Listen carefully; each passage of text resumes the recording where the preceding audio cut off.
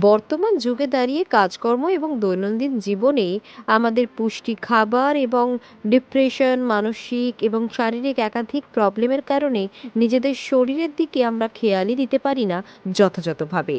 আর তার জন্যই গত বছর আসানসোলে একটি ক্লিনিকের উদ্বোধন করা হয়, সুপর্ণ দত্ত চ্যাটার্জির ক্লিনিক বিংলিং হেলদি, যেখানে বহু মানুষ দেখতে দেখতে এক বছরে নানানভাবে উপকৃত হয়েছে। তার মধ্যে ছিলেন কিন্তু দুজন টলি অভিনেত্রী, একজন হলেন আরাত্রিকা মাইতি আর একজন হলেন মিষ্টি সিং।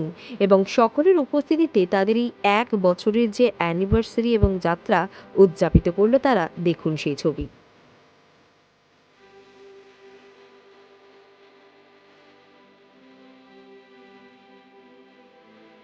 আমি ডায়েটিশিয়ান সুপর্ণা চ্যাটার্জি দত্ত। আজকের যে প্রোগ্রামটা হচ্ছে সেটা হলো আমার বিং হেলদি ক্লিনিকের অ্যানিভার্সারি।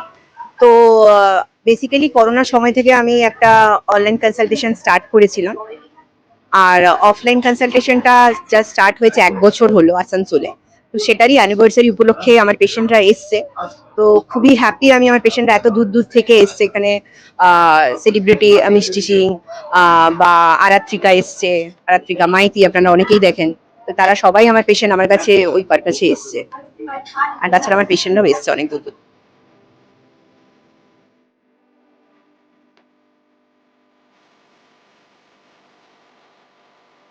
তো আজকে বিং হেলদির 1 বছরের অ্যানিভার্সারি। তো এই সবে শুরু হলো, কারণ সবে 1 বছর অফলাইন, এটা তার আগে থেকে শুরু হয়েছে, কিন্তু অফলাইন এটা ফার্স্ট আমরা সবাই মিলে মিট আপ করলাম ফার্স্ট টাইম। তো অনেক দূর জার্নি এগিয়ে যাবে জানি, এই আশা রাখি, কারণ এই বিং হেলদি নামটাই বুঝতে পারছেন যে আমাদের প্রত্যেকের জন্য হেলদি থাকাটা ভীষণ ইম্পর্টেন্ট। তো এইভাবেই সুপর্ণাদির জার্নি আরো অনেক দূর চলতে থাকুক। আর সুপর্ণাদি এরকম ভাবে আমরা যেন সুপর্ণাদির জন্যই এরকম মেনটেইনড থাকতে পারি, ওয়েল মেনটেইনড আর হেলদি থাকতে পারি, এই আশা রাখবো। থ্যাংক ইউ সুপর্ণাদি, আর বিং হেলদির আরো অনেক বছর হোক। আমি সুলিপ্তা বার। আমার জার্নিটা স্টার্ট হয়েছিল 2024-এ মার্চে 17-তে। অ্যাকচুয়ালি আমি হচ্ছে এন্ডোমেট্রিসিস পেশেন্ট, প্লাস হচ্ছে হাই লেভেল ইনফার্টিলিটিতে আমি ভুগছিলাম। ইনফার্টিলিটি ট্রিটমেন্ট চলছিল। আমি কোনোদিনই ওয়েট নিয়ে তেমন বদার ছিলাম না। 22 দিদির কাছে আসি হচ্ছে থ্রু ফেসবুক, নিজেই খুঁজছিলাম। তো আমার হচ্ছে প্রবলেমটা হচ্ছে আমি যদি 800 গ্রাম কমাতাম তো 2 কিলো বেড়ে যেত, এটা ছিল আমার মেন প্রবলেম। কমাতে পারছিলাম না। আমার ডক্টর আমাকে সাজেস্ট করে যে সেকেন্ড টাইম আইভিএফ এর ট্রিটমেন্টে যাওয়ার জন্য আমাকে 4 কিলো ওয়েট অ্যাটলিস্ট কমিয়ে আসতে হবে, বিকজ এটা চ্যালেঞ্জিং ছিল একটা এন্ডোমেট্রিসিস পেশেন্টের জন্য কমানো। খুব রেয়ার ডিজিজ একটা, সবার হয় না।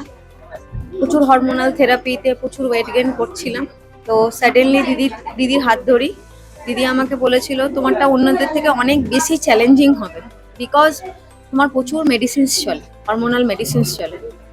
আমি দিদিকে বললাম যে হ্যাঁ, আমি মেন্টালি মানে জিনিসটাকে অ্যাকসেপ্ট করছি, বিকজ আমার যেটা প্রবলেম সেটা আদার্স এর মধ্যে খুব রেয়ার। তো আমি জানি ব্যাপারটা। আমি দিদির কাছে আগে কমিয়ে আমি গেছিলাম, 10 কিলো কমিয়ে আমি আইভিএফ